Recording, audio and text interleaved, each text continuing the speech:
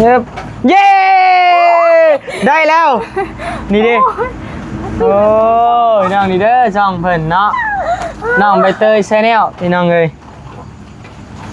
เย้ตัวนี้ยังคักเบิดโอ้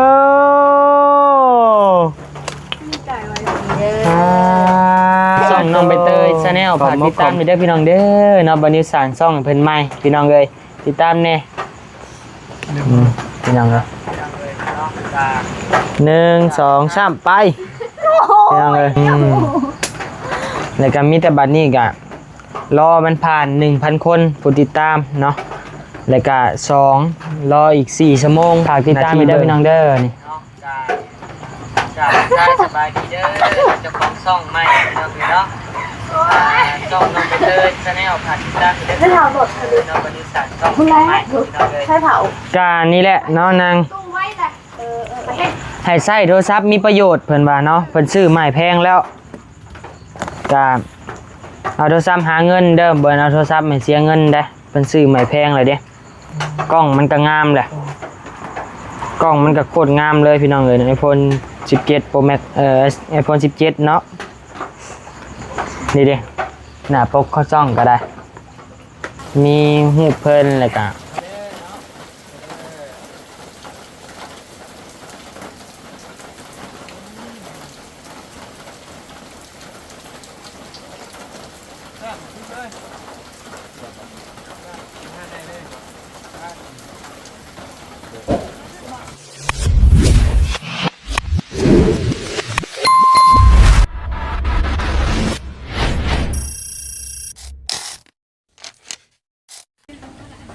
พี่น้องเอ้ยปึ๊บใช่ไหมก่อนปึ๊บกับทักทายสบายดีเด้อพี่น้องเด้อเนาะทักทายสบายดีอยู่กระตูบน้อยคอยรักเราคือเก่าเนาะพี่น้องเนาะกะสองพ่อเมียพาเลาะกันมาแล้วพี่น้องเอ้ยเนาะบ่าวพัดไส้กับสาวเบลพี่น้องเอ้ยเนาะกะสองพ่อเมียพาเลาะมาแล้วพี่น้องเอ้ยกะคลิปนี้มือนี้เนาะพี่น้องเนาะทางบานิวได้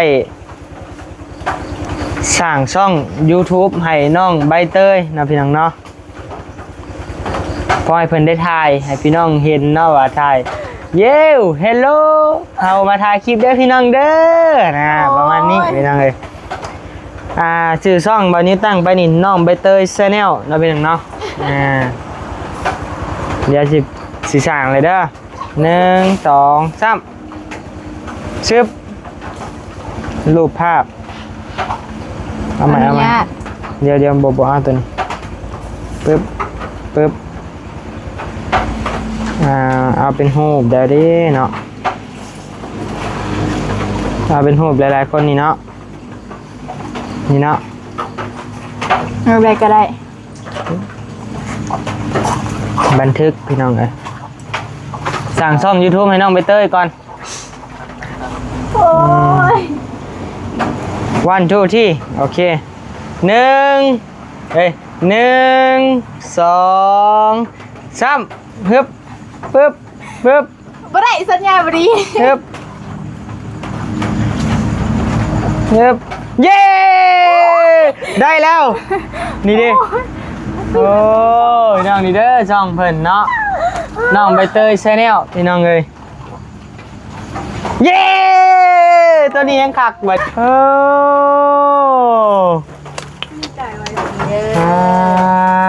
โตขอบมกขอบห่อหลายๆเด้อน้องเม็ดสีเลือนเปียกบ่เฮ้ยเปียกบ่เปียกอยู่ไม่หนึ่งเปียกสูงจะมาห้องแล้วน้องโบไปเห็ดกินเด้อนี่ดิพี่น้องเอ้ยเนาะช่อง YouTube น้องใบเตยแชนแนลเด้อพี่น้องเด้อเนาะเดี๋ยวอันบัดนี้เอาลงคลิปสั้นให้เบิ่งนะพี่น้องเนาะก็ฝากไปติดตามเนี่ยพี่น้องปึ๊บช่องน้องใบเตยเด้อพี่น้องเด้อไป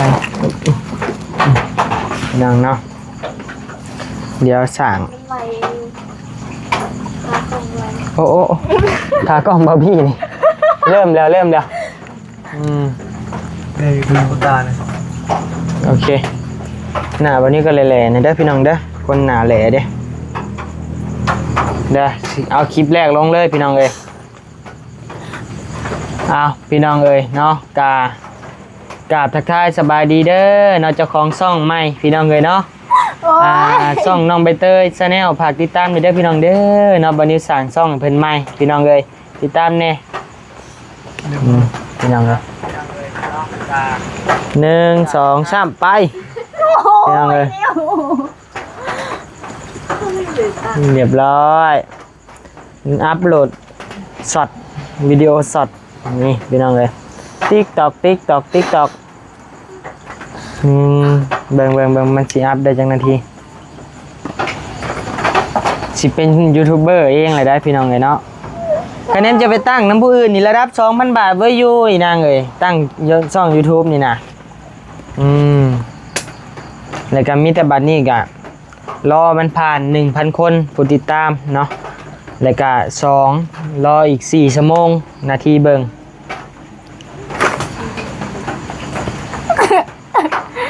อะไร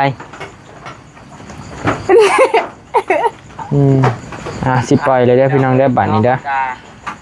กราบทักทายสบายดีเด้อเนาะเจ้าของซ่องใหม่พี่น้องเนาะแก้ไขปล่อยสู่สาธารณะหยุด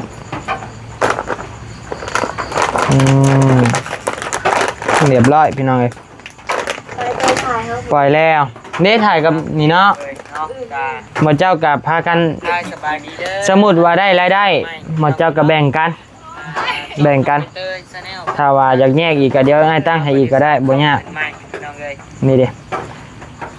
ฝากติดตามไปเด้อพี่น้องเด้อนี่ได้สบายดีเด้อเจ้าของซ่องใหม่พี่น้องเนาะช่องน้องใบเตยชาแนลผ่านติดตามได้เผาหมดเลยน้องบริษัทช่องใหม่ใช่เผาการนี่แหละเนาะนางให้ใช้โทรศัพท์มีประโยชน์เพิ่นว่าเนาะเพิ่นซื้อใหม่แพงแล้วการเอาโทรศัพท์หาเงินเด้อเบิ่นเอาโทรศัพท์ไม่เสียเงินได้เพิ่นซื้อใหม่แพงเลยเด้กล้องมันก็งามแหละกล้องมันก็โคตรงามเลยพี่น้องเอ้ย iPhone 17 Pro Max iPhone 17เนาะนี่ดิหน้าปกเขาซ่องก็ได้มีหูเพิ่นแล้วก็หูบาร์บี้บาร์ซาเบลซาโบเบาเงาพี่น้องเอ้ยฝากไปติดตามแน่พี่น้องเอ้ยเพิ่นสิถ่ายยังลงกับแล้วแต่เพิ่นเอาเรียบร้อยหมดเท่านี้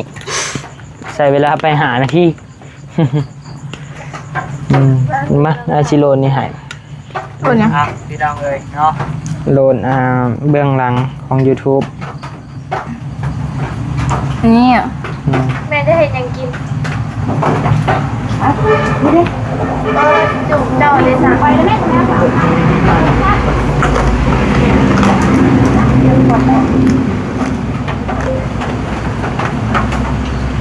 YouTube Studio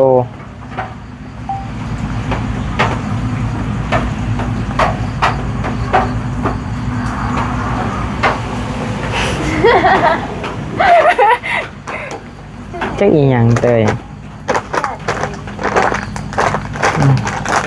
สร้างช่องกับญาติเนาะ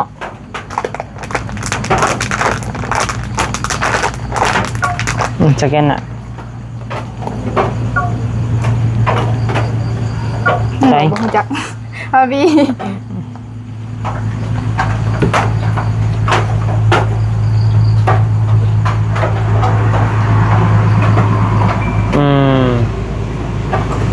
คือ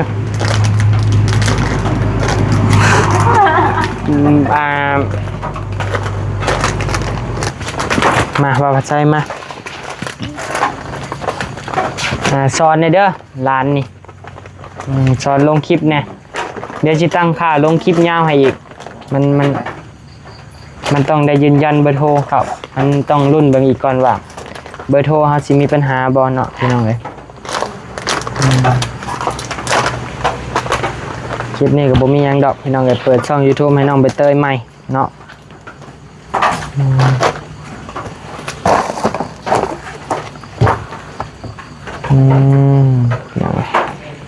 ตั้งให้แหละน้องบ่สิเฮ็ดหรือบ่เฮ็ดก็แล้วแต่น้องเพิ่นพี่น้องเอ้ยเนาะก็แล้วแต่พี่น้องเอ้ยเนาะคะแนนน้องเพิ่นอยากได้เงินได้คำเพิ่นก็เฮ็ดพอเป็นรายได้เสริมเนาะเวลาไปโรงเรียนก็ถ่ายลงก็ได้ล้างถ้วยก็ถ่ายลงได้ เห็นเวียกเงินการสั่งได้หมดนะพี่น้องเลยคือแบบง่ายๆมานี่ก็ถ่ายได้คือกันเดี๋ยวรอโหลด YouTube Studio ก่อนพี่น้องใช้บอบบี้อยากนอนบ่ ซึม เจ็บท้อง ง่ายไปเห็ดใช่ไหม กินอยู่หนาบ้านบ่ได้กินเผ็ดบ่ ที่หนาเรียน เผ็ดจุ่มมือล่ะ อีอ่อน หวานหวาน เปียกบ่เฮ้ยเปียกบ่ เปียกเหมือนสิทีโบกมาย ำหับอยู่ ไหนว่า ไปพี่น้องไอ้จังหวะกันเนาะเดี๋ยวโหลดนี้แล้วก่อน มีรถใหญ่เนาะเดี๋ยวจ้ะ บ่มีคือกันขี่รถจักรนี่ เพราะว่าคนมีรถใหญ่ อย่าเลยสิ รถใหญ่ เงินบ่ ขี่แล้วอุดจ้ะ ปีจะกิน 8 แปดเลยบ่เข้าว่ายัง1 นาที42 เดี๋ยวโหลดเนี่ยเพิ่นก่อนนะพี่น้องเดี๋ยวจังหวะกันเนาะโดย มาเด้อ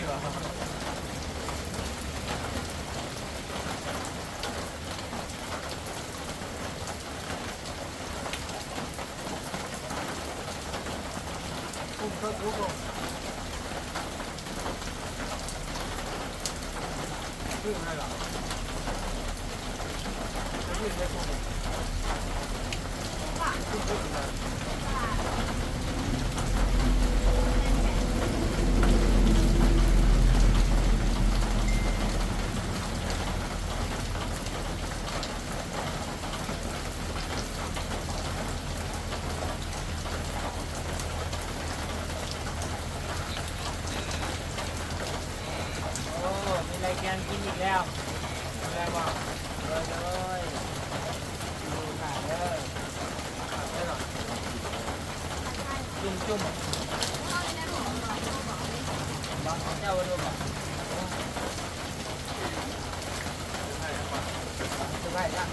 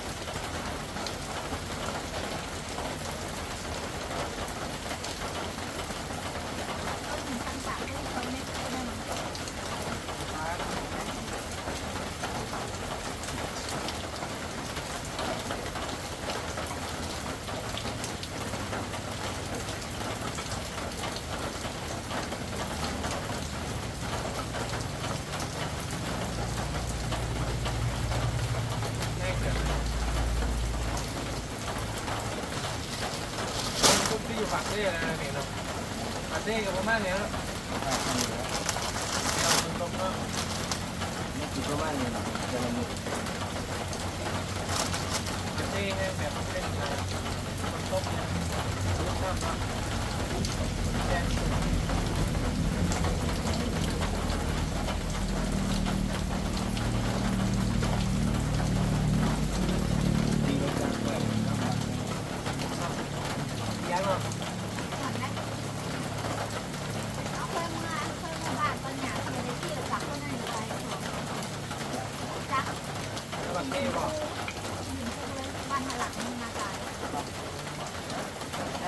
ทั้งพี่สิไปอยู่คนเดียวกันแค่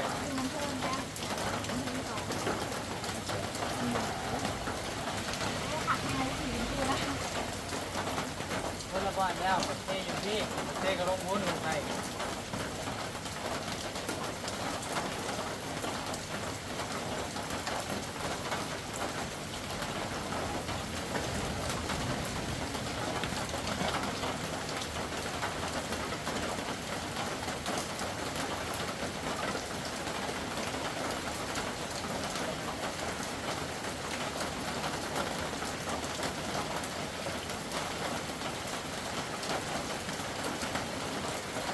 แบบนี้เนาะ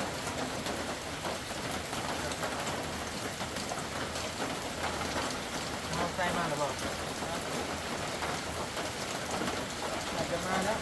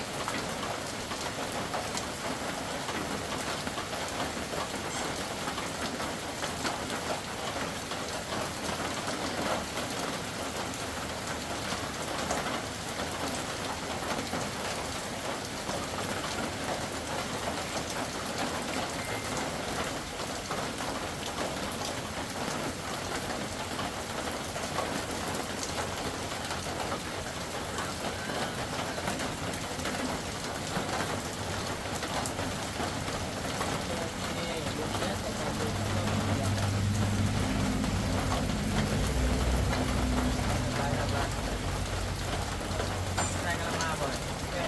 จะทอดยังตกแล้วไปเนาะ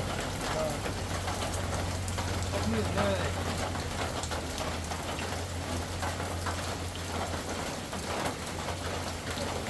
ไม่ล่ะ